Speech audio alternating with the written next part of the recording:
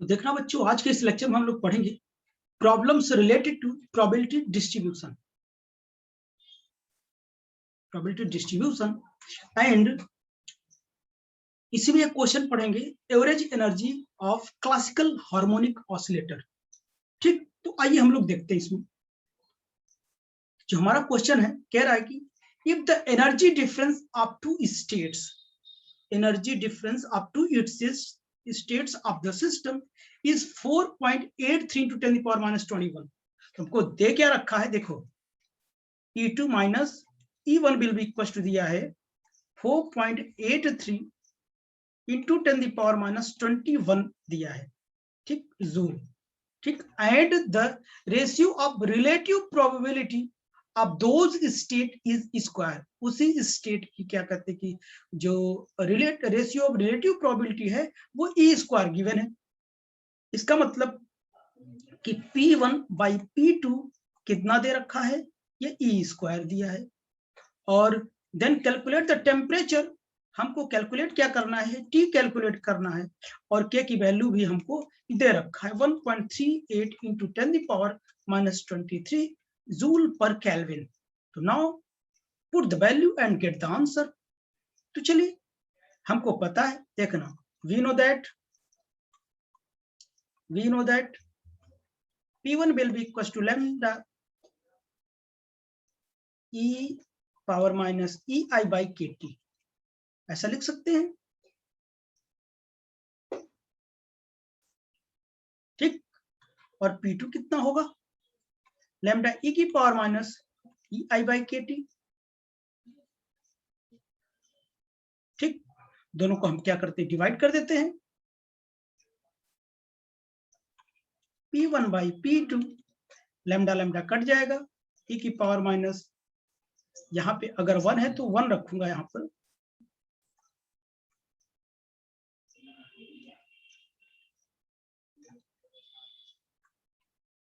One two, ठीक, 1 2, तो E1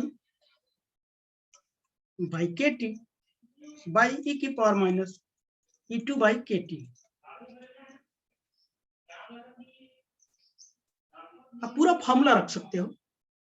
अगर आपको डाउट हो रहा है कि सर आपने कांस्टेंट लैम्डा कहाँ लिखा था, तो जाने दो, ये तो लिखा था ना, ये तो लिखा था कांस्टेंट, ये तो फॉर्मूले में लिखा था, चलो एक कट जाएगा, कोई दिक्कत नहीं। अच्छा, अब देखना मैं क्या करूंगा, P1 by P2 हम इसको ऊपर ले जाऊंगा, जब ऊपर ले जाऊंगा प्लस में हो जाएगा, तो ये आएगा क्या, E2 minus E1 by KT, ये ले जाओगे ऊपर प्लस हो जाएगा, और KT कॉमन हो जाएगा, डिवाइड में हो जाएगा। ठीक, और हमारे पास जो P1 by P2 है ये स्क्वायर दे रखा है, I will be equals to E2 minus E1 by KT, दोनों तरफ से E हट जाएगा, तो 2 will be equals to E2 minus E1 by कितना KT हो जाएगा, तो T will be equals to E2 minus E1 by 2K हो जाएगा। तो वैल्यू रख दो, इसकी वैल्यू हमें पता है 4.83 into 10 the power minus 21 by 2 into 1.38 into 10 the power minus 23। ठीक, इसकी जब वैल्यू सॉल्व करोगे तो आएगा 175 केल्विन, इतना आंसर मिलेगा आपको। ठीक बेटा, अच्छा, अब जो एवरेज एनर्जी है उसे हम निकाल लेते हैं। ठीक,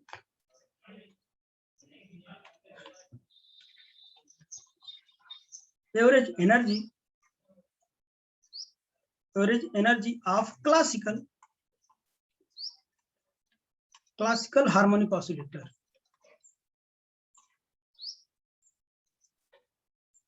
तो देखना इसमें बेटा,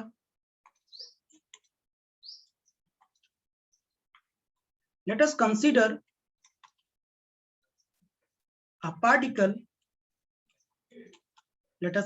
a particle of mass m is moving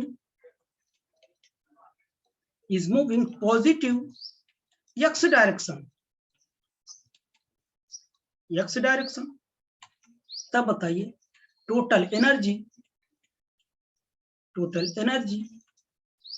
of the harmonic oscillator, harmonic.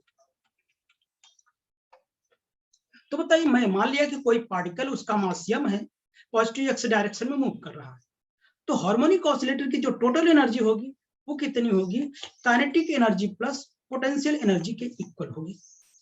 और वैसे भी जानते हैं जो काइनेटिक एनर्जी कितनी होती है, पी स्क्वायर बाई 2m होती है, और पोटेंशियल एनर्जी हाफ के एक्स स्क्वायर। के इज द फोर्स कांस्टेंट, के क्या है, फोर्स कांस्टेंट है, फोर्स कांस्टेंट है। तो बताइए अब फिर से मैं law of equipartition of energy लगाऊं। कोई भी है अगर गैस मॉलिक्यूल्स क्या कर रहा है, किसी कंटेनर में मूव कर रहा है, तो सबकी काइनेटिक एनर्जी क्या होगी, हाफ के टी होगी, एवरेज काइनेटिक एनर्जी, इसका भी इसका भी,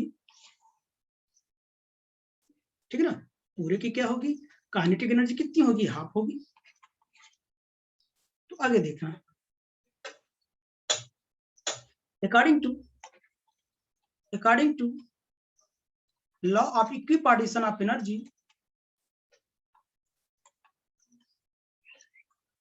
partition of energy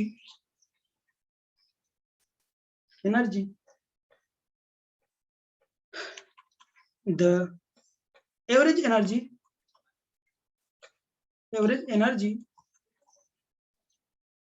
of each quadratic function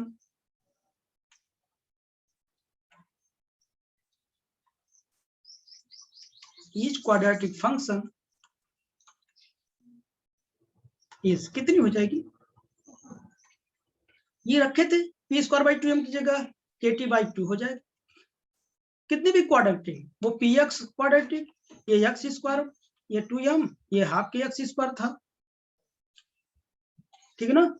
तो सबकी वही हो जाएगी, हाफ के टी, दोनों को जोड़ दो, ये एवरेज हो जाएगा। तो एवरेज एनर्जी कितनी हो जाएगी, केटी हो जाएगी। तो कोई पूछे average energy of the classical harmonic oscillator कितनी होती है, केटी, के इज द बोल्ट्जमैन कांस्टेंट। इसका लंबा प्रूफ भी है, आप प्रूफ भी कर सकते हो इसे कैसे आता है, लेकिन ये एक छोटा सा एप्लीकेशन था, आपके एग्जाम में जल्दी आता नहीं, इसलिए बस मैं केवल इतना करा दिया, ठीक है ना। प्रूफ है, 1 पेज का लंबा प्रूफ है, ठीक। तो आई होप कि ये भी आपको टॉपिक समझ में आया होगा।